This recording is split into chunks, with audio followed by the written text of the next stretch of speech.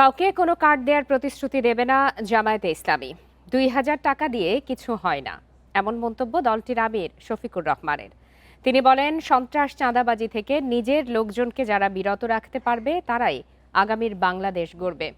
নির্বাচনী প্রচারণার আনুষ্ঠানিকতা হিসাবে রাজধানীর মিরপুরে জনসভা করে ১০ দলীয় জোট।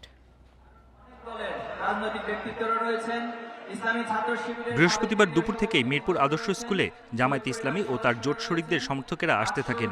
নির্বাচনী প্রচারণার প্রথম দিনে এই জনসভার আয়োজন করে জামায়াতে ইসলামী। এতে অংশ নেন জোট শরিক নেতারা। বলেন, স্বৈরাচার মুক্ত আগামীর বাংলাদেশ গড়তে গণভোটে হ্যাঁকে জয়ী করতে হবে।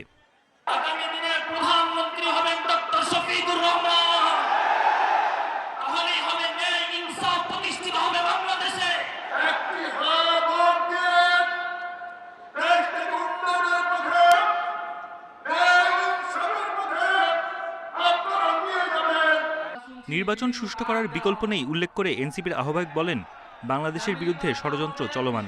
আধিপত্যবাদের বিরুদ্ধে, চাঁদাবাজি সন্ত্রাসের বিরুদ্ধে লড়াই চালিয়ে যেতে হবে।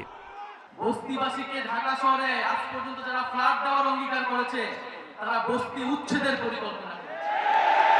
তারা বস্তিতে আগুন লাগিয়েছে, বলা হয়েছে আপনাদেরকে ফ্ল্যাট দিব, আপনারা বস্তি থেকে উচ্ছেদ হন। প্রকৃতপক্ষেই জনগণকে সুবিধা দেওয়ার নিয়ত থাকে তাহলে কেউ ঋণ খেলাপিকে নমিনেশন দিতে পারে না। এ সময় বিএনপির সমালোচনা করে জামায়াতের আমির বলেন, কোনো কার্ড দেওয়ার প্রতিশ্রুতি দেবে না তার দল। ইনসাফের বাংলাদেশ গড়তে দাঁড়িপাল্লায় ভোট দেওয়ার আহ্বান জানান তিনি। আমরা ওই ধরনের কোনো কার্ডের ওয়াদা দিচ্ছি না। ২,০০০ টাকা দিয়ে একটা পরিবারের কোনো কিছু সমাধান হবে?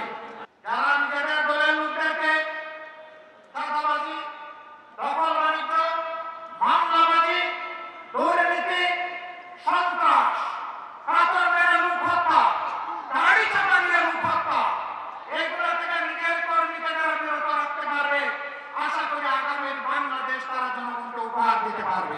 জামায়াতে ইসলামী সরকার গঠন করতে পারলে নারীদের জন্য নিরাপদ কর্মস্থল ও সমাজ নিশ্চিত করা হবে বলেও জানান তিনি।